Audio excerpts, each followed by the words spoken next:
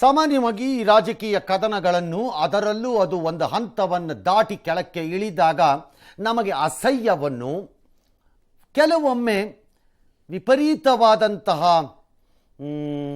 ಏನು ಹೇಳೋಣ ಅದನ್ನು ಅಸಹಾಯಕತೆಯನ್ನು ತಂದಿಡುತ್ತೆ. ಆದರೆ ಚುನಾವಣಾ ಸಂದರ್ಭದಲ್ಲಿ ನಾಯಕರುಗಳು ಆಡುವ ಮಾತುಗಳಿಗೆ ಬಹಳ ದೊಡ್ಡ ಮಹತ್ವವನ್ನು ಕೊಡಬಾರದು ಅಂತ ನನ್ನ ಅಭಿಪ್ರಾಯ. ಆದರೆ ಕೆಲವೊಮ್ಮೆ ಅದನ್ನು ಕೆಲವು ನಾಯಕರುಗಳು ತಮಗೆ ತೋಚಿದ್ದಂತೆ ಕೆಳಗಿಳಿಸಿಕೊಂಡು ಹೋದಾಗ ಗಮನಿಸಬೇಕಾದ್ದು ನಮ್ಮ ಕರ್ತವ್ಯ. ಈ ಬಾರಿಯ ಲೋಕಸಭಾ ಚುನಾವಣೆ ರಾಜ್ಯ ರಾಜಕಾರಣದಲ್ಲಿ ಯಾವ ಸಂಚಲನವನ್ನು ನಾಳೆ ಯಾರು ಗೆಲ್ಲುತ್ತಾರೆ ಸೋಲುತ್ತಾರೆ ಎನ್ನುವ ಮೂಲಕ ಸೃಷ್ಟಿ ಮಾಡುತ್ತದೋ ಇಲ್ಲವೋ ನನಗೆ ಅರಿವಿಲ್ಲ, ಯಾಕಂದರೆ ಅದನ್ನು ಮತದಾರರು ಮಾಡಬೇಕು. ಆದರೆ ರಾಜಕೀಯ ನಾಯಕರು ಮಾತ್ರ ತಾವೇ ತಮ್ಮ ಸಂಚಲನಗಳನ್ನು ಸೃಷ್ಟಿ ಮಾಡುತ್ತಾ ಇದ್ದಾರೆ. ಈ ಮೂಲಕ ಎಲ್ಲ ನಾಯಕರು ಭಾವಿಸುತ್ತಿರುವುದು ನಾವು ದೊಡ್ಡವರಾಗುತ್ತಿದ್ದೇವೆ ಅಂತ. ಆದರೆ ನಿಮ್ಗೆ ಯಾರಿಗೂ ಅರಿವಿಲ್ಲ, ಇನ್ಕ್ಲೂಡಿಂಗ್ ಎರಡು ಘನತೆವೆತ್ತ ನಾಯಕರಿಗೂ ಸೇರಿಸಿ ಹೇಳ್ತಾ ಇದ್ದೀನಿ, ನೀವಿಬ್ಬರೂ ನಮ್ಮ ದೃಷ್ಟಿನಲ್ಲಿ ಸಣ್ಣವರಾಗ್ತಾ ಇದ್ದೀರಿ. ನೆನಪಿಟ್ಕೊಳ್ಳಿ. ನೀವು ಅನ್ಕೋತಿರ್ಬೋದು ನಿಮಗೆ ಚಪ್ಪಾಳೆಯನ್ನು ಹೊಡೆಯುತ್ತಿರುವ ಜನರ ಮಧ್ಯೆ, ವಿಷಲ್ಲನ್ನು ಊದುತ್ತಿರುವಂತಹ ಜನಸಾಗರದ ಮಧ್ಯೆ ಅಣ್ಣ ಎಂದು ನಿಮ್ಮನ್ನು ಬೋಧಿಸಿ ನಿಮ್ಮನ್ನು ತೆಗೆದುಕೊಂಡು ಉತ್ತುಂಗಕ್ಕೆ ಕರೆದುಕೊಂಡು ಹೋಗಿ ಕೂರಿಸುತ್ತಿರುವ ಜನರ ಮಧ್ಯೆ ನೀವು ಆಡುತ್ತಿರುವ ಮಾತುಗಳಿಂದ ಉತ್ತೇಜಿತರಾಗಿ ನಾವು ದೊಡ್ಡವರಾದವಿ ಎಂದು ಭಾವಿಸಿದ್ದರೆ ಯು ಆರ್ ರಾಂಗ್. ನಿಮ್ಮ ಕಣ್ಣಿಗೆ ಕಾಣಿಸದ ಜನ ಯಾರಿದ್ದಾರೆ ಅವರ ದೃಷ್ಟಿಯಲ್ಲಿ ನೀವು ಸಣ್ಣವರಾಗ್ತಾ ಇದ್ದೀರಿ. JDS ದೋಸ್ತಿ ಸರ್ಕಾರದಲ್ಲಿ ಜೋಡೆತ್ತುಗಳೆಂದು ಕೈ ಹಿಡಿದು ಓಡಾಡಿದ್ದ ಶಿವಕುಮಾರ್ ಮತ್ತು ಕುಮಾರಸ್ವಾಮಿ ಎಂಬ ಎರಡು ಕರ್ನಾಟಕದ ನಾಯಕರ ಕತೆ. ಒಬ್ಬರು ನಾಳೆ ಈ ನಾಡನ್ನು ಆಳಬೇಕು ಅಂತ ಬಯಸುತ್ತಿರುವವರು, ಇನ್ನೊಬ್ಬರು ಅವಕಾಶ ಸಿಕ್ಕರೆ ನಾನು ಮಗದೊಮ್ಮೆ ಆಳುತ್ತೇನೆ ಎಂದು ಲೆಕ್ಕ ಹಾಕಿರುವವರು. ರಾಜಕೀಯ ಜಟಾಪಟಿ ಸರ್ವೇ ಸಾಮಾನ್ಯ, ಆದರೆ ಇವರಿಬ್ಬರ ಜಟಾಪಟಿ ಇವತ್ತಿನ ಮಟ್ಟಿಗಂತೂ ತೀರ ವೈಯಕ್ತಿಕ. DKಶಿ ಮತ್ತು HDK ಮಧ್ಯೆ ಟಾಂಗ್ ಅಂಡ್ ಟಕ್ಕರ್, ಕೌಂಟರ್ ಮತ್ತು ಪ್ರತಿ ಕೌಂಟರ್, ರಬ್ಬಿಶ್. ಟಾಂಗೂ ಅಲ್ಲ, ಟಕ್ಕರು ಅಲ್ಲ, ಕೌಂಟರು ಅಲ್ಲ, ಪ್ರತಿ ಕೌಂಟರು ಅಲ್ಲ. ಒಂದು ವಿಷಯದ ಮೇಲೆ, ಈ ರಾಜ್ಯ ಕಟ್ಟುವ ವಿಚಾರದಲ್ಲಿ, ಭವಿಷ್ಯದ ವಿಚಾರದಲ್ಲಿ ಮಾತನಾಡಬೇಕಾದಂಥ ಒಂದು ದೊಡ್ಡ ವಿಷಯದ ವಿಚಾರದಲ್ಲಿ ಅದು ಇದು ಮಾತನಾಡಿದರೆ ಅದು ಲೆಕ್ಕಾಚಾರ. ಇದಲ್ಲ ಕೌಂಟರು, ಟಕ್ಕರು, ಪಕ್ಕರು ಅನ್ನಕ್ಕೆ. This is nothing but a street fight, and this is nothing but gutter politics. That's all. ಎರಡೂ ಕಡೆ. If both of you wants to do gutter politics, you can do it. ನಿಮ್ಮನ್ನು ಯಾರು ತಡೆಯೋರಿಲ್ಲ, ಯಾಕಂದರೆ ತಡೆಯೋ ಶಕ್ತಿ ನಮ್ಮ ಹತ್ರ ಇಲ್ಲ. ಒಬ್ಬರು ಹೇಳ್ತಾರೆ ಆಸ್ತಿ ಚಿಟಾಪಟಿಯ ಯಾವ ಮಟ್ಟಕ್ಕೆ ಹೋಗಿದೆ ಅಂತಂದರೆ, ಆಲೂಗೆಡ್ಡೆ ಬೆಳೆದ್ಬಿಟ್ಟು ಕಾಸು ಮಾಡಿದ್ಯೇನಯ್ಯ, ಕಳೆಕಾಯಿ ಬೆಳೆದ್ಬಿಟ್ಟು ನೀನು ಮಾಡಿದ್ಯಾ ಆಸ್ತಿ, ಅಯ್ಯೋ ಕಲ್ಲಂಗಡಿ ಬಾಳೆಹಣ್ಣು ಬೆಳೆದ್ಬಿಟ್ಟು ಆಸ್ತಿ ಮಾಡ್ಬಿಟ್ಟ ಇವನು. ಇನ್ನೊಬ್ರು ಅಯ್ಯೋ ಪಿಕ್ ಪಾಕೆಟ್ಟು ಗೊತ್ತಿಲ್ವಾ, ನಾಯಿ ಹಸ್ತಿತ್ತು ಅನ್ನ ಹಳಸಿತ್ತು. ಇನ್ನೊಬ್ಬ ಕಲ್ಲೆಲ್ಲ ತಗೊಂಡೋಗಿ ವಿದೇಶಕ್ಕೆ ಮಾರ್ಕೊಂಬಿಟ್ಟಪ್ಪ ಕಾಸು ಮಾಡೋಕ್ಕೆ. ಇನ್ನೇನಾದರೂ ಬಾಕಿ ಇದೆಯೋ ಇಬ್ಬರ ಬತ್ತಳಿಕೆಯಲ್ಲಿ. ಖಂಡ ತುಂಡವಾಗಿ ಉಭಯ ನಾಯಕರ ಮಧ್ಯೆ ಕೆಸರೆರ ಚಾಟ ನಡೆದಾಗ ಹಿರಿಯರ ದಾರಿ ಕಿರಿಯರಿಗೆಂದೋ, ಅಥವಾ ಕಿರಿಯರು ಹಿರಿಯರ ದಾರಿ ತುಳಿಯದಿದ್ದರೆ ಹಿರಿಯರು ಏನೆಂದುಕೊಳ್ಳುತ್ತಾರೆ ಎಂದೋ ಇವರ ಪಟಾಲಂಗಳ ಕೊಸರು ಮಾತುಗಳು ಮಧ್ಯಕ್ಕೆ. ಆಲ್ ರೈಟ್, ಇವರಿಬ್ಬರ ವಾಕ್ ಸಮರದ ಝಲಕ್ಕನ್ನು ನೋಡಬೇಕಂತೆ. ನಾವು ನೋಡಬೇಕಾಗಿದ್ದು ಪ್ರಜಾಪ್ರಭುತ್ವದಲ್ಲಿ ಅರ್ಥಪೂರ್ಣವಾದ, ಮಾಹಿತಿಪೂರ್ಣವಾದ, ಜನರ ಕಷ್ಟಗಳನ್ನು ಗುರುತಿಸಿ ಅವುಗಳಿಗೆ ಪರಿಹಾರವನ್ನು ನೀಡಬಹುದಾದ ವಾಕ್ಸಮರ ಇದಲ್ಲ. ಆದರೆ ಕೆಲವೊಮ್ಮೆ ಸಿನಿಮಾಗೆ ಹೋದಾಗ ಕೆಲವು ಸೀನ್ಗಳನ್ನು ನಾವು ಆಯ್ಕೆ ಮಾಡ್ಕೊಳ್ಳಿಕ್ಕೆ ಬರಲ್ಲ. ಡೈರೆಕ್ಟರ್ ಹಾಕಿರೋ ಎಲ್ಲ ಸೀನು ನೋಡಬೇಕು ಅಲ್ಲ, ಆಯ್ಕೆ ಇರಲ್ಲ ಸಿನಿಮಾಗೆ ಹೋದಾಗ. ಹಾಗೆ ಪ್ರಜಾಪ್ರಭುತ್ವವೆಂಬ ದೊಡ್ಡ ನಾಟಕ ಸಿನಿಮಾ ರೂಪದಲ್ಲಿ ನಮ್ಮ ಮುಂದೆ ಈಗ ಹಾಜರಾಗಿರುವಾಗ ಕೆಲವು ಸೀನ್ಗಳನ್ನು ನಾವು ಮಿಸ್ ಮಾಡ್ಕೊಳ್ಳೋಕ್ಕಾಗಲ್ಲ, ಯಾಕಂದರೆ ನಮ್ಗೆ ಅದಕ್ಕೆ ಅವಕಾಶ ಇಲ್ಲ, ಥಿಯೇಟ್ರಲ್ಲಿ ಸಿಕ್ಕಾಕೊಂಡ್ಬಿಟ್ಟಿದ್ದೀವಿ. ಪೂರ್ತಿ ಸಿನಿಮಾ ನೋಡಿ ಇದನ್ನು. ನಾನು ಜೈಲಿಗೆ ಹೋದಾಗ ಏನು ಗೊತ್ತಾ, ನಾನು ಇನ್ನು ಒಡಮಾಡೋದು ದುಡ್ಡು ಹೊಡಿಬಾರ್ದು ಅಂತ ಎಷ್ಟೋ ಹೊಡೆದ್ಬಿಟ್ಟಿದ್ದಂತೆ ತಿಂದು ಅನುಭವಿಸಿದೆ ಅಂತ ಹೇಳು. ಆದ್ರೂ ನಾನು ದಮ್ ತಡ್ಕೊಂಡು ನಾನು ಸುಮ್ಮನೆ ಇದೆ. ಏನೆಲ್ಲ ಕಳೆಕಾಯಿ ಆಲೂಗಡ್ಡೆ ಬೆಳೆದ್ಬಿಟ್ಟಿಲ್ಲ. ಎಷ್ಟಿದೆ ಅವ್ರ ಕುಟುಂಬದ ಆಸ್ತಿ ಅಂತ ನನಗೆ ಲೆಕ್ಕ ಕೊಡಲ್ಲ ನಿಮ್ಗೆ. ಬೆಂಗಳೂರು ಸುತ್ತಮುತ್ತಲೇ 1,000 ಎಕರೆ. ನಾನೀಗ ಅದನ್ನ ಚರ್ಚೆ ಮಾಡಕ್ ಹೋಗುದಿಲ್ಲ. ನನ್ನ ಅವಶ್ಯಕತೆ ಎಷ್ಟು ಬೇಕಾದ್ರೂ ಮಾಡ್ಕೊಳ್ಳಿ, ಬದುಕೊಳ್ಳಿ, ನನಗೇನಂತ ತಪ್ಪು ಅಂತ. ಎಸ್, ನಂದು ಲ್ಯಾಂಡ್ ಇದೆ, 45-48 ಎಕರೆ ಇದೆ. ಸಿನಿಮಾದಲ್ಲಿ ಸಂಪಾದನೆ ಮಾಡ್ತಾ ಇದ್ದೆ. ನಾನು ರಾಜಕಾರಣಕ್ಕೆ ಬರೋದಕ್ಕಿಂತ 10 ವರ್ಷದ ಮುಂಚೆ ಆಸ್ತಿ ತಗೊಂಡಿರ್ತಕ್ಕಂಥದ್ದು. ನನ್ನ ತೋಟದಲ್ಲಿ ಏನ್ ಬೆಳಿತೀನಿ ಅನ್ನೋದು ಬಂದು ನೋಡಪ್ಪ. ನಾನೇನು ರೆಸಾರ್ಟ್ ಮಾಡಿಲ್ಲ. 20 ಟನ್ ಕೊಬ್ಬರಿನ ರೇಟ್ 8,000 ರೂಪಾಯಿ ಇದ್ದು ಮಾರಾಟ ಮಾಡೋದು ಇಟ್ಟಿದ್ದೀನಿ. ಕಲ್ಲಂಗಡಿ ಹಣ್ಣನ್ನ ಸುಮಾರು 50 ಟನ್ ಬೆಳೆದಿದ್ದೀನಿ. ಸುಮಾರು 55 ಲಕ್ಷ ರೂಪಾಯಿ ವೆಚ್ಚದ ಬಾಳೆಹಣ್ಣು ಬೆಳೆದಿದ್ದೇನೆ. ವಿಡಿಯೋ ಮಾಡಿಟ್ಟಿದ್ದೀನಪ್ಪ. ಕಲ್ಲು ಬಂಡೆ ಕದ್ದು ವಿದೇಶಗಳಿಗೆ ಸಾಗಿಸಿರೋದೇ ಕಷ್ಟ ಅಲ್ವಾ? ಮಾತಾಡೋದ್ರೆ ಬೇಕಾದಷ್ಟು ಮಾತಾಡೋದು. 48 ಇದೆಯೋ, 400 ಇದೆಯೋ, ನನ್ನ ಹತ್ರ 1000 ಇದೆಯೋ, 1 ಎಕರೆ ಇದೆಯೋ, ನಾನು ಭಿಕ್ಷುಕರಿದ್ನೋ. Next point, let us discuss in the assembly. ಬಹಿರಂಗ ಚರ್ಚೆಗೆ ಸಿದ್ಧ ಇದ್ದೀನಿ. ಲಾಸ್ಟ್ ಟೈಮ್ ಕರೆದೆ ಆತನ ಬಾರೆ ಅಂತ, ಅಸೆಂಬ್ಲಿಗೆ ಬರಲಿಲ್ಲ. ಇದು ಪಿಕ್ ಪ್ಯಾಕೆಟ್ ಗ್ಯಾರಂಟಿ. 2,000 ರೂಪಾಯಿನ ಇವತ್ತೇನು ಕೊಡ್ತಾರೆ, ಇದಕ್ಕೆ ನಿಮ್ ಕುಟುಂಬದ ಯಜಮಾನರ ಜೋಬ್ನಿಂದ 5,000, 6,000 ಪಿಕ್ ಪ್ಯಾಕೆಟ್ ಮಾಡ್ತಾ ಇದ್ದಾರೆ. ಇದಕ್ಕೆ ಎಚ್ಚೆತ್ಕೊಳ್ಳಿಕ್ಕೆ ಇದಕ್ಕೆ ದಾರಿ ತಪ್ಪಬೇಡಿ ಅಂತಕ್ಕಂಥದ್ದು ಹೇಳಿದ್ದೇನೆ. ಆರ್ಥಿಕ ಶಕ್ತಿ ಬರಬೇಕು ಅಂತ ಹೇಳಿ ಭಾಷಣ ಮಾಡಿದ್ದೇನೆ. 2006-7 ಅವತ್ತು ಸಾರಾಯಿ ನಿಷೇಧ ಮಾಡ್ತಕ್ಕಂಥ ನಿರ್ಧಾರ ಮಾಡಿದಂತ ನಾನು. ಎಷ್ಟು ಕೋಟಿ ನನಗೆ ಅವತ್ತು ಆಮಿಷ ಒಡ್ಡಿದ್ರು, ಅದೆಲ್ಲವನ್ನು ಕಾಲಿಂದ ಒದ್ದಿದ್ದೇನೆ ಮಹಿಳೆಯರಿಗೆ ಗೌರವ ಕೊಡ್ಲಿಕ್ಕೆ. ಪಿಕ್ ಪ್ಯಾಕೆಟ್ ಮಾಡಿ ರೂಢಿ ಅಲ್ವಾ ಅವಂಗೆ. ಇವರು ಅದ್ಯಾವುದೋ ಪಂಚರತ್ನ, ಆರತ್ನ, ಈರತ್ನ ಅಂತ ಅನೌನ್ಸ್ ಮಾಡಿರ್ಲಿಲ್ವೇ? ನಮ್ಮ ಹಳ್ಳಿ ಹೆಣ್ಮಕ್ಳು ದಾರಿ ತಪ್ಪಿಟ್ಟವ್ರೆ ಅಂತಂದ್ರೆ ಅರ್ಥ ಏನು? ಅತ್ತೆ ಮನೆಗೋ ಮಾವನ ಮನೆಗೋ ಎಲ್ಲ ಕೆಲಸಕ್ಕೆ ಹೋಗ್ಬೇಕು, ಫ್ರೀ ಬಸ್ ಮಾಡ್ಬಿಟ್ರೆ ಇನ್ ದಾರಿ ತಪ್ಪಿಟ್ರೆ ಅವ್ರಿಗೆಲ್ಲ ಅವಮಾನ.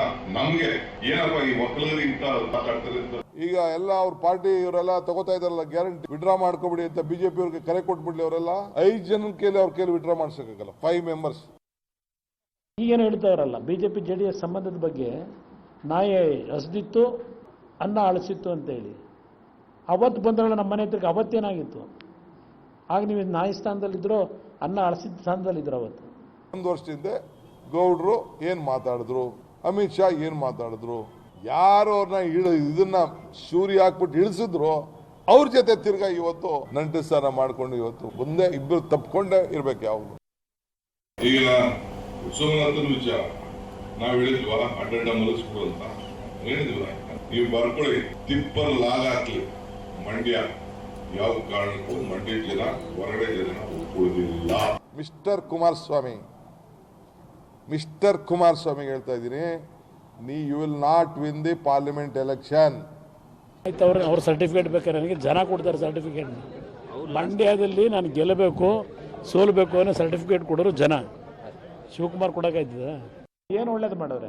ನಾವು ಅವ್ರ ನಂಬಿದ್ದಕ್ಕೆ ರಾಮನಗರದ ಒಳಗೆ ಎಂಟರ್ ಆಗಕ್ಕಾಗಿರ್ಲಿಲ್ಲ. ಅಲ್ಲಿ ಬಂದ್ರು ಬೈ ಎಲೆಕ್ಷನ್, ಲೋಕಸಭೆ ಚುನಾವಣೆ ಕಳೆದ 19 ಕ್ಯಾಂಪೇನ್ ಮಾಡೋದ್ವಲ್ಲ ನಮ್ಮ ಕಾರ್ಯಕರ್ತರು. ನನ್ನ ಕೋಟೆ ಕೊರೆದಿದ್ದ ಅವತ್ತೆ ದೇವೇಗೌಡರ ವಿರುದ್ಧ 2002 ಚುನಾವಣೆ ನಿಂತಿರಲ್ಲ ಮಂತ್ರಿಗಳಾಗಿ. ಎದುರ್ಕೊಂಡು ನಿನ್ ಕ್ಷೇತ್ರ ಬಿಟ್ಬಿಟ್ಟು ಪಕ್ಕದ ತಾಲೂಕು ಪಕ್ಕದ ಜಿಲ್ಲೆಗೆ ಹೋಗಿದ್ಯಾ, ಹೋಗಿ you have right to go. ಎಂಥ ಮೋಸಗಾರ ಅನ್ನೋದನ್ನ ಅಸೆಂಬ್ಲಿ ಮಾತಾಡೋಣ. Let us debate in the assembly. Okay, ಜನರ ಪಲ್ಸ್ ಅರ್ಥ ಮಾಡ್ಕೊಂಡಿದೀವಿ ಅಂತ ಹೇಳೋ ರಾಜಕೀಯ ನಾಯಕರುಗಳು ಆಡೋ ಮಾತನ್ನ ವೈಯಕ್ತಿಕ ಲೆವೆಲ್ ನಮಗೆ ಸಂಬಂಧ ಇಲ್ಲ. ಜನ ಈಗೆಲ್ಲ ಕೇಳ್ಕೊಂಡಿದಾರಲ್ಲ, ನಿಜ. ಹಾಗಾಗಿ ಅದನ್ನ ಜನ ಈಗ ತೀರ್ಮಾನ ಮಾಡಲಿ. ಇದರಲ್ಲಿ ಬಹು ವಿಚಾರಗಳು ಅವರವರ ಅನುಕೂಲಗಳಿಗೆ ತಕ್ಕಂತೆ ಇಬ್ಬರು ಮಾತನಾಡ್ತಾ ಇದ್ದಾರೆ. ಒಬ್ಬರ ಹತ್ರ 1000 ಎಕರೆ ಇದೆಯೋ, ಇನ್ನೊಬ್ಬರ ಹತ್ರ 500 ಎಕರೆ ಇದೆಯೋ, ನಮಗೆ ಸಂಬಂಧವಿಲ್ಲ. ನೀವೊಬ್ರು ಆಲೂಗೆಡ್ಡೆ ಬೆಳೆದ್ರೋ, ನೀವು ಇನ್ನೊಬ್ರು ಕಲ್ಲು ಹೊಡೆದ್ರೋ, ನಮ್ಗೆ ಅದು ಸಂಬಂಧ ಇಲ್ಲ. ನಮಗಿರುವ ವಿಚಾರ ಏನಪ್ಪ ಎಂದರೆ, ನೀವು ಆಸ್ತಿಯನ್ನ ಮಾಡಿಕೊಂಡಿದ್ದು ಸರಿ, ನಾನು ಮಾಡಿದ್ದ ಆಸ್ತಿ ನೀನು ಮಾಡಿದ್ದ ಆಸ್ತಿ ಅಂತ ಹೇಗೆ ಭಿನ್ನ ಮಾಡ್ತೀರಿ ಅಂತ. ಎರಡೂ ಆಸ್ತಿಗಳೇ. ಹೌದು, ಕರಿತೀನಿ ಬಹಿರಂಗ ಚರ್ಚೆಗೆ. ಅದು ನಡೆಯಲ್ಲ ಅಂತ ನಮಗೆ ಗೊತ್ತಿದೆ ಮತ್ತು ನಮಗೆ ಬೇಕಾಗಿಲ್ಲ. ಯಾಕಂದರೆ ನಿಮ್ಮ ಡಿಕ್ಲರೇಷನ್ಸಲ್ಲಿ ನಿಮ್ಮ ಆಸ್ತಿ ಏನು ಅಂತ ನಮಗೆ ಗೊತ್ತಾಗತ್ತೆ. ಔಸಿಡದೇ ಇದ್ದರೆ, ಔಸಿಡಕ್ಕಾಗಲ್ಲ ಇತ್ತೀಚಿನ ದಿನದಲ್ಲಿ. ಹಾಗಾಗಿ ಈ ಬಹಿರಂಗ ಹೋರಾಟ ಡ್ಯಾಶು ಕರೆದಬಿಡಿ ಬಂದ್ಬಿಡ್ತೀವಿ ಚರ್ಚೆಗೆ, ಇವೆಲ್ಲ ಆಗಲ್ಲ, ಹೋಗಲ್ಲ. ಯಾರ ಆಸ್ತಿ ಏನು ಅಂತ ಚರ್ಚೆ ಮಾಡಕ್ ವಿಧಾನಸಭೆ ಬೇಕಾ ಸರ್? ಏನು ಬೇಕಾಗಿಲ್ಲ. ನೀವು ಆಸ್ತಿ ಡಿಕ್ಲೇರ್ ಮಾಡಿದ್ದನ್ನೇ ಇಟ್ಕೊಂಡು ಜನ ಬೇಕಾದ್ರೆ ನೋಡ್ಕೋಬಹುದು. ಯಾರ ಆಸ್ತಿ ಏನು, ಯಾರ ಆಸ್ತಿ ಹೇಗಿತ್ತು, ಹೇಗಾಯಿತು, ಏನಾಯಿತು ಅಂತ. ಯಾಕಂದರೆ ಎಲ್ಲರೂ ಆಸ್ತಿ ಮಾಡಿದವರು ಯಾವ ರೂಪದಲ್ಲಾದರೂ ಮಾಡಿರಬಹುದು, ಅದು ಅವ್ರಿಗೆ ಇಷ್ಟ. ಅದು ಕಾನೂನು ಪ್ರಕಾರ ನಾನು ಬಿಸ್ನೆಸ್ ಮಾಡೇ ಮಾಡಿರ್ತೀನಿ ಅಂತ ಹೇಳ್ತಾರೆ. ಹಾಗಾಗಿ ನೀವು ಆಸ್ತಿ ಮಾಡಿದ್ದನ್ನು ತಪ್ಪು ಅಂತ ಹೇಳಕ್ಕೆ ನಾವು ಹೆಂಗೆ ಹೇಳೋದು? ಎಕ್ಸೆಪ್ಟ್ ರಾಹುಲ್ ಗಾಂಧಿ. ರಾಹುಲ್ ಗಾಂಧಿ ಒಬ್ಬರು ಹೇಳ್ತಿದ್ದಾರೆ, ಸಿರಿವಂತಿಕೆಯೆಲ್ಲ ಈ ದೇಶದಲ್ಲಿ ಕೆಲವರ ಕೈಗೆ ಹೋಗಿ ಸೇರ್ತಾ ಇದೆ ಅಂತ. ಅವರ ಭಾಷಣ ಮತ್ತು ಮಾತುಗಳ ಇದರಲ್ಲಿ ಅದು ಬರೀ ಕೈಗಾರಿಕೋದ್ಯಮಿಗಳ ಕಡೆಗಿದ್ದಂಗಿದೆ. Why not politicians? ಸಿರಿವಂತಿಕೆ ಎಂಬುದು ಬರೀ ಉದ್ಯಮಿಗಳ ಕೈಗೆ ಅಲ್ವಲ್ಲ, ರಾಜಕಾರಣಿಗಳಿಗೂ ಇದೆಯಲ್ಲ, ವ್ಯಾಪಾರಸ್ಥರಿಗೆ ಮಾತ್ರವಲ್ಲವಲ್ಲ. ಯಾವ ವ್ಯಾಪಾರವನ್ನೂ ಮಾಡದೆ, ಬೆಳೆಯನ್ನೇ ಹಾಕದೆ, ಫಲವತ್ತಾದ ಬೆಳೆ ಇದು ಬೀಜವನ್ನೇ ಹಾಕದೆ ಬೆಳೆ ತೆಗೆಯುವವರು ಇದ್ದಾರಲ್ಲ. ಅಷ್ಟೇ ಎಕ್ಸ್ಪರ್ಟ್. ಹಾಗಾಗಿ ಈ ದೇಶದ ಜನಕ್ಕೆ ಈ ವಿಚಾರ ಗೊತ್ತಿದೆ ಮತ್ತು ಅವ್ರಿಗೆ ಅದರಿಂದ ದೊಡ್ಡ ಆಸಕ್ತಿ ಇದೆ ಅಂತ ನಾನು ಅನ್ಕೋತಾ ಇಲ್ಲ. ಆ ರೀತಿ ಅನುಮಾನ ರಾಜ್ಯ ಮತ್ತು ರಾಷ್ಟ್ರದ ಪ್ರಶ್ನೆಗಳನ್ನು ಇಟ್ಟುಕೊಂಡು ಮಾತಾಡೋದಾದರೆ ಇಬ್ಬರು ಮಾತಾಡಿ, ಇಲ್ಲ ಅಂದರೆ ನಮ್ಮಿಬ್ಬರ ಗುಣಮಟ್ಟ ಇದೇನೇ ಅಂತ ಅನ್ನೋದಾದರೆ ಮುಂದುವರಿಸ್ಕೊಳ್ಳಿ. ಕಾರಣ ಇಬ್ಬರು ಅರಿತವರು, ಪ್ರಜ್ಞಾವಂತರು, ಎಲ್ಲ ತಿಳ್ಕೊಂಡಿದ್ದೀರಿ ಆಡಳಿತ, ಅಧಿಕಾರ, ಜನರ ಸಂಪರ್ಕದಲ್ಲಿ ಅಂತ ನಾವು ಅಂದ್ಕೊಂಡಿದ್ದೀವಿ. ಇದರ ಮೇಲೆ ನಿಮ್ಮ ನಾಲಿಗೆಯನ್ನು ಎಳೆದು ಹೊರಕ್ಕೆ ತೆಗೆದು ತ್ರಿಶೂಲ ತೆಗೆದುಕೊಂಡು ಬರೆಯಲು ನಾವೇನು ದೇವತೆಯೇ? ಇಲ್ವಲ್ಲ, ಸಾಧ್ಯ ಇಲ್ಲ. ಕಾಳಿದಾಸಂಗೆ ಬರ್ತದೆ, ಹೌದು. ಎಳೆದು ಪಾಪ ತೆಗೆದು ಆಕೆ ಬರೆದಂಗೆ ನಿಮಗೆ ಈ ಮಾತುಗಳನ್ನು ಆಡಿ ಅಂತ ಬರೆಯೋದಕ್ಕೆ ನಮಗೆ ಆ ಶಕ್ತಿ ಇಲ್ವಲ್ಲ. ಹಾಗಾಗಿ ನಿಮಗೆ ಬಿಟ್ಟದ್ದು. ವಿಡ್ರಾಯಲ್ಲು ನನಗೆ ಐ ಡೋಂಟ್ ಅಕ್ಸೆಪ್ಟ್ ಇಟ್. ಮಂಡ್ಯಲ್ಲಿ ಗೆಲ್ಲಿಸ್ತಾರೋ, ಸೋಲಿಸ್ತಾರೋ, ಎಕ್ಸ್ ಆಗ್ತಾರೋ ಬಿಡ್ತಾರೋ, ಇದು ಟಾಪಿಕ್ ಆಗಲ್ಲ. ಯಾಕಂದರೆ ಜನ ಈಗೇನು ಇಲ್ಲ, ಟು ತೀರ್ಮಾನ ಮಾಡಬೇಕು. ಪಕ್ಕ ಜಿಲ್ಲೆಗೆ ಓಡೋಗ್ತೀರಿ, ಪಕ್ಕದ ರಾಜ್ಯಕ್ಕೆ ಓಡೋಗ್ತೀರಿ. ಭಾಳ ಜನ ಓಡೋಗ್ಬಿಟ್ಟಿದ್ದಾರೆ, ಭಾಳ ರಾಜ್ಯಗಳಿಗೆ, ಅಥವಾ ಭಾಳ ಜಿಲ್ಲೆಗಳಿಗೆ, ಅಥವಾ ಭಾಳ ಕ್ಷೇತ್ರಗಳಿಗೆ. ಹೊರಗಿನವ್ರನ್ನ ಬಿಟ್ಕೊಳ್ಳಲ್ಲ. I have no idea. Ultimately it is people. ಅವರೇ ಡಿಸೈಡ್ ಮಾಡಬೇಕಾಗಿರೋದು. ಇವ್ರು ಗೆಲ್ಲಲ್ಲ ಅಂತಂದರೆ ಅವ್ರು ಗೆಲ್ಲಲ್ಲ ಹಂಗಾರೆ ಅಂತಾನೂ ಅಲ್ಲ, ನಾ ಗೆಲ್ತೀನಿ ಅಂದರೆ ನೀವು ಗೆಲ್ತೀರಿ ಅಂತಾನೂ ಅಲ್ಲ. ಹಾಗಿದ್ದಾಗ ಚುನಾವಣೆ ಆಗಬೇಕು, ಅದಲ್ಲ ಅದು ಅಂತ ನಮ್ಮ ಅಭಿಪ್ರಾಯ. ಬಟ್ ಇವತ್ತಿದೆಲ್ಲ ಕೇಳಿದ್ದ ಮೇಲೆ ನನಗನ್ಸಿದ್ದು ಎರಡು. ಒಂದು, ವಿ ಲಿವ್ ಇಟ್ ಟು ನಿಮ್ಮ ಗ್ರೇಟ್ ಬ್ರೈನ್ಗಳಿಗೆ ಬಿಡ್ತಾ ಇದ್ದೀವಿ, ಇದನ್ನು ಎಲ್ಲಿಗೆ ತೊಗೊಂಡೋಗ್ಬೇಕು, ಏನೇನು ಮಾತಾಡಬಹುದು ಅಂತ. ಯಾಕೆಂದರೆ ನೀವಿಬ್ಬರು ಮಾತಾಡ್ತಿರೋದನ್ನು ಜನ ನೋಡ್ತಿದ್ದಾರೆ ಅನ್ನೋದನ್ನು ಮರಿಬೇಡಿ. ಎರಡನೆಯದು, ಕಡಲೆಕಾಯಿ, ಆಲೂಗೆಡ್ಡೆ ಮತ್ತು ಕಲ್ಲು, ಈ ಮೂರು ಬಿಸ್ನೆಸ್ ಕಡೆ ನಾವು ಗಮನ ಹರಿಸಬೇಕು. ಹೇಗೆ ನಾವು ಕೂಡ exactly, that's my principal opinion. ಈಗ ಹಂಗಾರೆ ಅದು ಹೇಗೆ ಸಾಧ್ಯ? ವೆರಿ ಸ್ಯಾಡ್ ಅಷ್ಟೇ. ಒಬ್ಬರು ಮುಖ್ಯಮಂತ್ರಿ ಆಗಿರೋರು, ಒಬ್ಬರು ಆಗಲಿಕ್ಕೆ ಹೊರಟಿರುವವರು. I hope both of you remember that. Yes, Congress JDS ಬಿಜೆಪಿಯ ಡಿಕೆ ಎಚ್ಡಿಕೆ ಅಶೋಕ್ ಮಧ್ಯೆ ಒಕ್ಕಲಿಗ ನಾಯಕ ಯಾರು ಅನ್ನೋ ಕದನ ಜೋರಾಗ್ತಾ ಇದೆ. ಮೈಸೂರಿನಲ್ಲಿ ಒಕ್ಕಲಿಗರ ಸಭೆ ನಡೆಸಿದ ಡಿಕೆಶಿ ಸಮ್ಮಿಶ್ರ ಸರ್ಕಾರ ಪತನವಾದ ವಿಚಾರವನ್ನ ಎಳೆಯಾಗಿ ಬಿಚ್ಚಿಟ್ರು. ಹಳೆದನ್ನ ಮರೆತು ನಾನೇ ಮುಂದಾಳತ್ವ ತೆಗೆದುಕೊಂಡು ಸಮ್ಮಿಶ್ರ ಸರ್ಕಾರ ರಚಿಸಿದೆ. ಸೂಕ್ಷ್ಮವಾಗಿ ಹೇಳಿದ್ರು, 5 ಸ್ಟಾರ್ ಹೋಟೆಲ್ಗೆ ಹೋಗಿ ಬೀಗ ಹಾಕೊಂಡ್ರು. ಬೆನ್ನಿಗೆ ಚೂರಿ ಹಾಕ್ದವ್ರನ್ನೆಲ್ಲ ಕರ್ಕೊಂಡು ಹೋಗಿ ಸ್ವಾಮೀಜಿ ಬಳಿ ಹೋಗಿದ್ದಾರೆ. ಅದೇನು ಬಿಜೆಪಿ ಮಠನ, ರಾಜಕೀಯ ಸಭೆನ? ಮಠವನ್ನ 2 ಭಾಗ ಮಾಡಲು ಹೋಗಿದ್ದು ಯಾರು? ಪ್ರತಾಪ್ ಸಿಂಹ ಅಭ್ಯರ್ಥಿಯಾಗಿದ್ರೆ ಈ ಸಭೆ ಮಾಡ್ತಾ ಇರಲಿಲ್ಲ ಅಂತ ಹೇಳಿದ್ರು. ಇದಕ್ಕೆ ಎಚ್ಡಿಕೆ ತಿರುಗೇಟು ಕೊಟ್ಟದ್ದು, ಒಂದು ಸಾರಿ ಪೇಪರ್ ಪೆನ್ನು ಕೊಟ್ಟು ತಮಿಳುನಾಡಿಗೆ ನೀರು ಹೋಗ್ತಿಲ್ವಾ, ಮತ್ತೆ ಕೊಡಬೇಕಾ ಅಂತ ಕೇಳಿದ್ರು. ಬಿಜೆಪಿಯ ಅಶೋಕ್ ಎಂಟ್ರಿಯಾಗಿ ಡಿಕೆ ಶಿವಕುಮಾರ್ ಯಾವಾಗ ಒಕ್ಕಲಿಗ ನಾಯಕರಾದ್ರು ಅಂತ ಪ್ರಶ್ನಿಸಿದ್ರು. ಚೂರಿ ಹಾಕಿದ್ರು, ಅವ್ರನ್ನೆಲ್ಲ ಕರ್ಕೊಂಡು ಸ್ವಾಮಿ ರಾಜಕೀಯ ಸಭೆನೇದು, ರಾಜಕೀಯ ಮಠನೇದು, ಏನಾಗಬೇಕು, ಜನ ಏನಂತ ಸಂದೇಶ ಕೊಡ್ತಾರೆ? ಕೊಟ್ಟು ಏನ್ ಮಾಡ್ಕೊಂಡವ್ರೆ? ಈಗ ಪಾಪ ಮೈಸೂರಿನಲ್ಲೂ ಒಕ್ಕಲಿಗರು ಅಂತ ಕೊಟ್ಟವ್ರೆ, ಏನ್ ಮಾಡಕ್ ಕೊಟ್ರು? ಅದೇ ಪೇಪರ್ ಪೆನ್ ಕೊಟ್ಟು ನೀರು ಹೋಯ್ತಾ ಇಲ್ವಾ ತಮಿಳ್ನಾಡಿಗೆ? ಮೇಕೆದಾಟು ನೀರು ನಮ್ಮ ನೀರು ನಮ್ಮ ಹಕ್ಕು ಕಳಿಸ್ತಾ ಇಲ್ವಾ? ಅದಕ್ಕೆ ಇನ್ನೂ ಒಂದು ರೌಂಡ್ ಪೇಪರ್ ಪೆನ್ ಕೊಡಿ.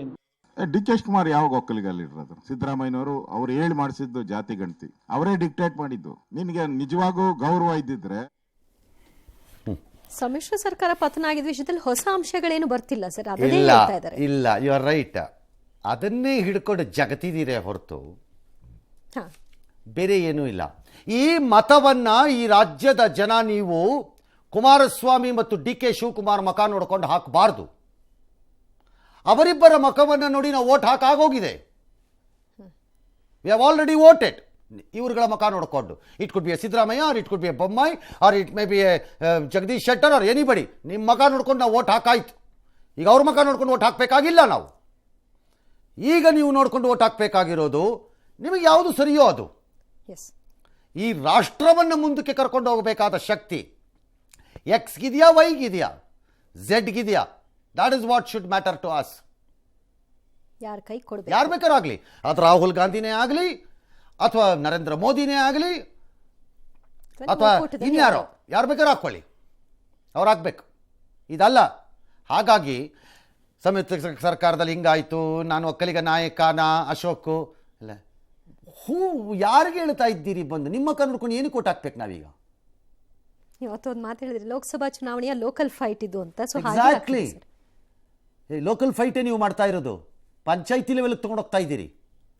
ಇದು ರಾಷ್ಟ್ರದ ಪ್ರಶ್ನೆ. ಇದು ರಾಷ್ಟ್ರೀಯ ಚಿಂತನೆಗಳೇನು? ಅನ್ಎಂಪ್ಲಾಯ್ಮೆಂಟ್ ಪ್ರಶ್ನೆಯನ್ನು ರಾಹುಲ್ ಗಾಂಧಿ ಆಗಾಗ್ಗೆ ಪ್ರಶ್ನೆ ಮಾಡ್ತಾರೆ. ರೈಟ್, ಕೇಳಬೇಕದನ್ನ, ಕೇಳಬೇಕು. ಉದ್ಯೋಗ ಸೃಷ್ಟಿಯ ವಿಚಾರವನ್ನು ಆಗಾಗ ಪ್ರಸ್ತಾಪ ಮಾಡ್ತಿರ್ತಾರೆ, ಕೇಳಿ, ಜನ ಗಮನಿಸ್ಲಿ. ಬೇಕಿದ್ರೆ ಆ ಪ್ರಕಾರದಲ್ಲಿ ಅವ್ರ ಮನಸ್ಸಿಗೆ ಬಂದ್ರು ಓಟ್ ಹಾಕ್ಲಿ, ತಪ್ಪಲ್ಲ. ಇದಲ್ಲ, ಯಾರು ಯಾವಾಗ ಎಲ್ಲೋದ್ರು, ಎಲ್ಲಿ ಬಂದರು, ಅವ್ರು ಯಾವಾಗ ಒಕ್ಕಲಿಗ ಲೀಡರ್ ಆದರು. ಒಂದನ್ನು ನೆನ್ಪಿಟ್ಕೊಳ್ಳಿ ರಾಜಕಾರಣಿಗಳು, ನೀವು ಯಾವತ್ತೂ ಯಾರು ಯಾವುದೇ ಜಾತಿ ಲೀಡ್ರು ಏಕ್ದಮ್ ಆಗಲ್ಲ. ನಿಮ್ಮ ನಡವಳಿಕೆ ಮತ್ತು ಅಧಿಕಾರ ಇದ್ದಾಗ ನಡೆದುಕೊಳ್ಳುವ ರೀತಿಯಿಂದ ಆಗ್ತಾ ಹೋಗ್ತೀರಿ.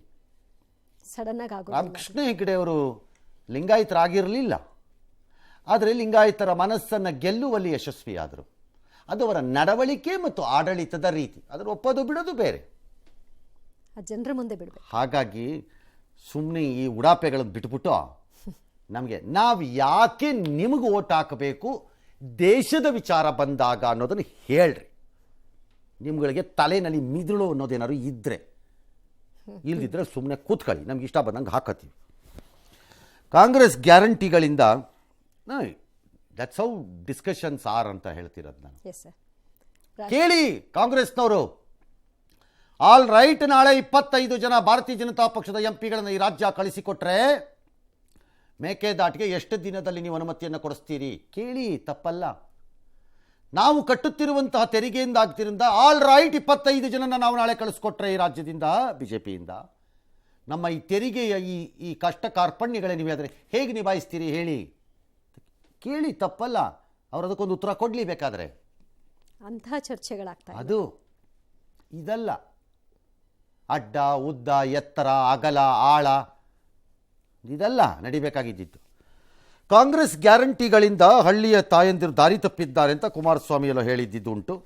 ಅದಕ್ಕೆ ಇವತ್ತವರು ಡಿ ಕೆ ಶಿವಕುಮಾರ್ ಅಳಬೇಡಪ್ಪ, ವಿಷಾದ ವ್ಯಕ್ತಪಡಿಸ್ತೀನಿ, ಹೆಣ್ಮಕ್ಳ ವಿಷಯ ಹೇಳತ್ತಂದಿದ್ದಾರೆ ಅಂತಂದು ಡ್ರಾಮಾ ಬೇಡ ಕುಮಾರಸ್ವಾಮಿ, ಮಹಿಳೆಯರು ಪಾಠ ಕಲಿಸ್ತಾರೆ, ನೀವೆಲ್ಲ ಪ್ರತಿಭಟನೆ ಮಾಡಿ ಅಂತ ಅವರು ಎತ್ಕಟ್ಟಿದ್ರು. ಈ ಮಧ್ಯೆ ಯಾರೋ ಚುನಾವಣಾ ಆಯೋಗಕ್ಕೆ ದೂರು ಕೊಟ್ಟಿದ್ದಾರೆ. That's okay. ಅದು ಕೆಲವರಿಗೆ ಈ ಚುನಾವಣಾ ಸಂದರ್ಭದಲ್ಲಿ ಒಂಥರ ಈ ದೂರು ಕೊಡೋಕ್ಕೆ ಅಂತಲೇ ಒಂದೊಂದು ಟೀಮ್ಗಳು ಮಾಡ್ಕೊಂಬಿಟ್ಟಿರ್ತಾರೆ ಈ ಪೊಲಿಟಿಕಲ್ ಪಾರ್ಟಿಗಳಲ್ಲಿ. ಅವ್ರು ಕೊಡೋದು ತಪ್ಪು ಸರಿ ಅಂತ ನಾನು ವ್ಯಾಖ್ಯಾನ ಮಾಡ್ತಿಲ್ಲ, ಕೊಟ್ಕೊಳ್ಳಿ, ನೀವು ಯಾರು ಬೇಕಾದ್ರೂ ಕೊಟ್ಕೊಳ್ಳಿ, ಏನಾರು ಮಾಡ್ಕೊಳ್ಳಿ. ಅದೊಂದು ಟೀಮ್, ಅದು ಅವರು ಡೈಲಿ ಒಂದು ವಿಸಿಟ್ ಹಾಕಿ ಒಂದು ದೂರ ಹಾಕೋದು ಬೇಕು ಅವರು. ಇಲ್ಲಿದ್ರೆ ಆ ಟೀಮ್ಗಳಿಗೆ ಬೆಲೆ ಇರಲ್ಲ. ಆಮೇಲೆ ಆಲ್ ರೈಟ್ ಕೊಟ್ಟಿರ್ತಾರೆ, ದಟ್ಸ್ ಓಕೆ, ಮಾಡಲಿ. ರೂಪಾಯಿ ಕೊಟ್ಟ ತಕ್ಷಣ ಸಾಮಾಜಿಕ ನ್ಯಾಯ. ಪಾಪ ಇಂದಿರಾ ಗಾಂಧಿಯವರು ಹತ್ಯೆಯಾದಂಥ ಸಂದರ್ಭದಲ್ಲಿ ದುಃಖ ಪಟ್ಟಿದ್ದು ಬಿಟ್ರೆ ಅವ್ರ ಜೀವನದಲ್ಲಿ ನೆನ್ನೆನೇ ಈ ಒಂದು ನನ್ನ ಹೇಳಿಕೆಯನ್ನು ನೋಡಿ ದುಃಖ ಪಟ್ಟಿದ್ದೇನೆ ಅಂತಕ್ಕಂಥದ್ದನ್ನು ಹೇಳಿದ್ದಾರೆ. ಮಹಿಳೆಯರ ಪರವಾಗಿ ಕಮ್ಮನೆ ಮಿಡಿದಿದ್ದಾರೆ. ಅಳಬೇಡಪ್ಪ, ಪಾಪ ನಿಂಗೆ ದುಃಖ ಆಗಿದ್ರೆ ನಾನೇ ವಿಷಾದ ವ್ಯಕ್ತಪಡಿಸ್ತೀನಿ, ಆನಂದವಾಗಿರಪ್ಪ. ನಾವು ಹೆಣ್ಣು ಮಕ್ಕಳ ಪರವಾಗಿ ನಿಂತ್ಕೊಳ್ಬೇಕಾದ್ದು, ಅವ್ರಿಗೆ ಆತ್ಮಧೈರ್ಯನ ಕೊಡಬೇಕಾದ್ದು, ಅವರ ಕುಲಕ್ಕೆ ಒಂದು ದೊಡ್ಡ ಕಪ್ಪು ಚುಕ್ಕಿಯನ್ನ. ಕೆಲವು ಕುಟುಂಬದ ಹೆಣ್ಣು ಮಕ್ಕಳನ್ನ ಕಿಡ್ನಾಪ್ ಮಾಡಿ ಜಮೀನು ಬರೆಸ್ಕೋಬೇಕಾದ್ರೆ ಹೆದರಿಸಿ ಅವತ್ತು ಇಂದುವರೆಗೂ ದುಃಖನೇ ಬಂದಿರಲಿಲ್ಲ. ಅಂತ ಪ್ರಕರಣಗಳಲ್ಲಿ ಅವರ ಕೆನ್ನೆ ಲಿಕ್ ಮಾಡಿ ರೈಟ್, ಕ್ಷಮೆ ಕೇಳೋದು ಒಂದು ಡ್ರಾಮಾ, ಅದನ್ನ ನಂಬೇಡಿ. ಅಂದ್ರೆ ಜನರ ವಿವೇಚನೆಗೆ ಬಿಡಬಹುದು. ಅಳಬೇಡಪ್ಪ ಡಿ ಕೆ ಶಿವಕುಮಾರ್, ನಾನು ಕ್ಷಮೆ ಕೇಳ್ತೀನಿ ಅಂದಿದ್ದು ಕುಮಾರಸ್ವಾಮಿ ತಪ್ಪೆ. ನಾನು ಹೇಳಿದ್ದ ಪದಗಳ ಅರ್ಥವನ್ನ ಹೆಣ್ಣು ಮಕ್ಕಳು ಹೀಗೆ ಅರ್ಥ ಮಾಡ್ಕೋಬಹುದು ಅನ್ನೋದಾದ್ರೆ ನಂದು ಅದಕ್ಕೆ ಕ್ಷಮೆ ಇದೆ ಅಂತಾನೆ ಹೇಳಬೇಕು. ಹಾಗೆ ಹೇಳಬೇಕು, ಅದನ್ನ ನೇರ ಕ್ಷಮೆ ಕೇಳಬೇಕು. ಡಿ ಕೆ ಶಿವಕುಮಾರ್ ಅಳಬೇಡಪ್ಪ ಕ್ಷಮೆ ಕೇಳ್ತೀನಿ ಅಲ್ಲ, ಅದು ಅನ್ಸಿದ್ರು ಅವ್ರಿಗೆ. ಬೇರೆ ಭಂಡ ರಾಜಕಾರಣಿಗಳ ರೀತಿ ಇದನ್ನು ತಿರುಚಿದ್ದಾರೆ, ಇದು ಪಿತೂರಿಯ ಭಾಗ ಅನ್ನೋದಿದ್ರೆ ದಟ್ಸ್ ಓಕೆ. ನಿಮ್ಮ ಬಂಡತನಗಳು ನಮ್ಗೆ ಅರಿವಿದೆ, ಬೇರೆಯವ್ರಿಗೆ ಎಲ್ಲರಿಗೂ ಹೇಳ್ತಿರೋದು ನಾನು, ಇವರಿಬ್ಬರಿಗಲ್ಲ. ಹಾಗೆ ಡಿ ಕೆ ಶಿವಕುಮಾರ್ ಅದು ಒಂದು ಈ ಅರ್ಥದಲ್ಲಿ ಬಂತು, ಆಯ್ತು ತಪ್ಪಾಗಿದೆ, ಅವ್ರು ಕ್ಷಮೆ ಕೇಳಿದಾರಂತೆ ಅಂದಮೇಲೆ ಇಲ್ಲ ಆಗಲ್ಲ, ಡ್ರಾಮಾ ಬೇಡ, ಪಾಠ ಕಲಿಸ್ತೀನಿ, ಎದ್ದೇಳಿ ಫೈಟ್ ಮಾಡಿ, ಹೇಳಿ ಎದ್ದೇಳಿ ಗುರಿ ಮುಟ್ಟುವವರೆಗೆ ನಿಲ್ಲಬೇಡಿ ಅಂತ ಇವರು ಸ್ಟಾರ್ಟ್ ಮಾಡಿದ್ರೆ, ಪ್ಲೀಸ್ ಅಂಡರ್ಸ್ಟ್ಯಾಂಡ್ ಒನ್ ಥಿಂಗ್, ಎಲುಬಿಲ್ಲದ ಮೆದುಳಿಲ್ಲದ ಆಲೋಚನಾ ಶಕ್ತಿಯನ್ನು ಕಳೆದುಕೊಂಡ ರೌಡಿಗಳ ರೀತಿ ವರ್ತಿಸುವ ಕೆಲವು ವ್ಯಕ್ತಿಗಳು ನಿಮ್ಮ ಪಕ್ಷದಲ್ಲೂ ನಾಳೆ ಇಂತಹದ್ದೇ ಒಂದು ಪದಪ್ರಯೋಗವನ್ನು ಎಲ್ಲಾದರೂ ಕರ್ನಾಟಕದ ಪುಣ್ಯಭೂಮಿಯಲ್ಲಿ ಮಾಡಿಬಿಡ್ಬೋದು. ಆಗ ಡ್ರಾಮಾ ಬೇಡ, ಕ್ಷಮೆ ಇಲ್ಲ, ವಿಷಾದ ಇಲ್ಲ ಅನ್ನಕ್ಕಾಗತ್ತಾ ನೀವು? ಸೇಮ್ ರಿಯಾಕ್ಷನ್ ಎಕ್ಸ್ಪೆಕ್ಟ್ ಮಾಡಲೇಬೇಕು. ಸೇಮ್ ಬರುತ್ತೆ. ನಾನು ಐಮ್ ಟೆಲಿಂಗ್ ಯು, ನಿಮ್ಮ ಪಕ್ಷದಲ್ಲಿರೋ ಎಲ್ಲರ ಭಾಷೆಗಳನ್ನು ಯಾರೂ ನಿಯಂತ್ರಣ ಮಾಡೋ ಸ್ಟೇಜಲ್ಲಿ ಏನು ಇಲ್ಲ ನೀವುಗಳು ಇವತ್ತು. ಎಲ್ಲರೂ ಲಿಮಿಟ್ ಮೀರಾಗಿದೆ. ಹಾಂ, ಎಸ್. ಮಹಿಳೆಯರ ಬಗ್ಗೆ ಕುಮಾರಸ್ವಾಮಿಗೆ ರಾಜ್ಯ ಮಹಿಳಾ ಆಯೋಗ ನೋಟಿಸ್ ಕೊಟ್ಟಿದೆ. ರಾಜ್ಯ ಮಹಿಳಾ ಆಯೋಗದ ಅಧ್ಯಕ್ಷೆ ನಾಗಲಕ್ಷ್ಮಿ ಅವರು ಮಾತನಾಡಿ 15 ದಿನಗಳಲ್ಲಿ ಉತ್ತರ ಕೊಡುವಂತೆ ಕೋರಿದ್ದಾರೆ. ಆಗಿರ್ಲಿ, ಹೆಣ್ಣು ಮಗಳ ಬಗ್ಗೆ ಈ ಥರ ಅಪವಾದಗಳನ್ನ, ಈ ಥರ ನಿಮ್ಮ ಅನಿಸಿಕೆಗಳನ್ನು ಹೊರಬೇಡಿ. ಇದು ಇವತ್ತು ನನ್ನ ಈ ಒಂದು ಆ್ಯಕ್ಷನ್ನು ಎಲ್ಲರಿಗೂ ಒಂದು ಸಂದೇಶವನ್ನು ಕಳಿಸ್ಬೇಕು. ಅದು ಯಾರಾದರೂ ಆಗಿರಲಿ, ಯಾರು ಹೊರತುಪಡಿಸೋಂಗಿಲ್ಲ. ಅವರಿಗೆ ನಾನು ಅದನ್ನ ಚೆಕ್ ಮಾಡಿ ನಾನು ವಿವರಣೆ ನೋಟಿಸ್ ಕೊಟ್ಟಿದ್ದಾರೆ ಮಹಿಳಾ ಆಯೋಗದಿಂದ. ಉತ್ತರ ಕೊಡೋದ ಬನ್ನಿ, ಅದೇನು ದೊಡ್ಡ ವಿಷಯ. ನೋಟಿಸ್ ಕೊಟ್ಟಿದ್ದಾರೆ ಮಹಿಳಾ ಆಯೋಗದಿಂದ. ಅವರ ಭಾವನೆಗಳು ಆ ರೀತಿ ಇರಲಿಲ್ಲ. ನಾನು ನಿನ್ನೆ ಕುಮಾರಸ್ವಾಮಿ ಅವರು 2-3 ಗಂಟೆಗಳ ಕಾಲ ಒಟ್ಟಿಗೆ ಇದ್ರಿ. ಆ ತರದ ಒಂದು ತಪ್ಪು ತಿಳುವಳಿಕೆ ಯಾವುದೇ ಹೆಣ್ಣು. ಟೇಕ್ ಫಾರ್ ಎಕ್ಸಾಂಪಲ್ ರಾಜ್ಯ ಮಹಿಳಾ ಆಯೋಗ ಆರ್ ರಾಷ್ಟ್ರೀಯ ಮಹಿಳಾ ಆಯೋಗ. ನಮಗೆ ಯಾವ ಸಸ್ಪಿಷನ್, ಅನುಮಾನ ಬರ್ತಾ ಇದೆ ಅಂದರೆ, ನಿಮ್ಮ ಅಪಾಯಿಂಟೆಡ್ ಗೌರ್ನಮೆಂಟ್ಗಳ ವಕ್ತಾರರಂತೆ ಕೆಲವು ಸರಿ ಕಾಣಿಸ್ಬಿಡ್ತೀರಿ ನಮಗೆ. ನೀವು ಹೆಣ್ಣು ಮಕ್ಕಳ ಆಯೋಗಗಳ ಅಧ್ಯಕ್ಷರುಗಳಾಗಿ ಸೆಲೆಕ್ಟಿವ್ಲಿ ಆಯ್ಕೆ ಮಾಡಿಕೊಂಡು ಮಾತಾಡ್ತೀರಿ ಅಂತ ಅನಿಸ್ಬಿಡುತ್ತೆ ಒಂದೊಂದು ಸರ್ತಿ. ಎಲ್ಲ ಸರಿನೂ ಅಲ್ಲದೆ ಇರ್ಬೋದು. ಯಾಕೆ ಸರ್? ಯಾರ್ದೋ ಬಂದಾಗ ಈಗ ನೋಟಿಸ್ ಕೊಡ್ತಾ ಇದ್ದೀವಿ, ಸ್ಪಾಟ್ಗೆ ಹೋಗ್ತಾ ಇದ್ದೀವಿ ಅಂತೀರಿ. ನಿಮ್ಮ ಪಕ್ಷದ, ನೀವು ಬಂದಿರುವ ಮೂಲ ಪಕ್ಷದ ಕಡೆಯಿಂದಾನೇ ಆದಾಗ ನಮಗೇನು ಗೊತ್ತೇ ಇಲ್ಲ ಅನ್ನೋ ಟೈಪ್ ಇರ್ತೀರಿ. Fair, put that Shri Kumaraswamy on notice. Incorrect ಅಂತ ನಾ ಹೇಳೇ ಇಲ್ಲ. ಬಟ್ ಅದು ಡಿಸ್ಪ್ಯಾಷನೇಟ್ಲಿ, ಪಕ್ಷಪಾತವಲ್ಲದ ಹೆಣ್ಣು ಮಕ್ಕಳ ಅಭಿವೃದ್ಧಿ, ಗೌರವ, ಮಾನ ಸಮ್ಮಾನಗಳನ್ನು ಕಾಪಾಡಿಕೊಳ್ಳುವ ಸಂಘಟನೆ, ಸಂಸ್ಥೆ ಅನ್ನೋದಾಗಿದ್ದರೆ ಎಲ್ಲರ ಮೇಲೂ ಹಾಗೆ ನಡ್ಕೋಬೇಕು. ಫಾರ್ ಎಕ್ಸಾಂಪಲ್ ಶಾಮನೂರ್ದು ಅವತ್ತಾದಾಗ did you people issue a notice? 2 ವಾರಗಳ ಮೇಲೆ ಕರೆಯಿತ್ತು ಸರ್. ಈಗ ಕೊಡ್ತಾರಂತೆ. ಈಗ ಕೊಡೋಕ್ಕೆ ನೀವು ಮಲ್ಕೊಂಡು ನಿದ್ದೆ ಮಾಡ್ತಿದ್ರೆ ಎಲ್ಲರೂ ಹಂಗಾರೆ ಆಯೋಗದವರು? ಕಾಮನ್ ಸೆನ್ಸ್ ಇಲ್ಲ ನಿಮ್ಗಳಿಗೆ ಹಂಗಾರೆ? ಇದು ಸೆಲೆಕ್ಟಿವ್ ಮಹಿಳಾ ರಕ್ಷಣೆ, ಸೆಲೆಕ್ಟಿವ್ ಮಹಿಳಾ ಅನುಕಂಪ, ಸೆಲೆಕ್ಟಿವ್ ಮಹಿಳಾ ರಕ್ಷಣೆ. This is what is happening. ಅದಕ್ಕೆ ನಮಗೆ ನಿಮ್ಮ ಸ್ಥಾಪಿತ ಸಂಸ್ಥೆಗಳು, ಇದರ ಮೇಲೆ ನಮಗೆ ನಂಬಿಕೆಗಳೆಲ್ಲ ಹೊರಟಾಗಿರೋದು. ಹೇಗೆ ಸಾಧ್ಯ? ರಾಷ್ಟ್ರೀಯ ಆಯೋಗನೂ ಅಷ್ಟೇ, ಇದು ಅಷ್ಟೇ, ಎಲ್ಲರಿಗೂ ಅಷ್ಟೇ ಹೇಳ್ತಿದ್ದೀನಿ ನಾನು.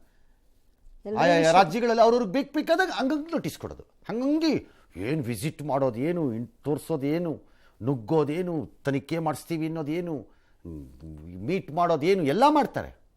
ಅದೇ ಪಕ್ಷಗಳ ಇನ್ನೊಬ್ಬನ ಕಡೆ ನಡೀತಾ ಇದ್ರೆ ನಮಗೇನು ಗೊತ್ತಿಲ್ಲ ಅನ್ನೋ ಟೈಪ್ ಇರ್ತಾರೆ.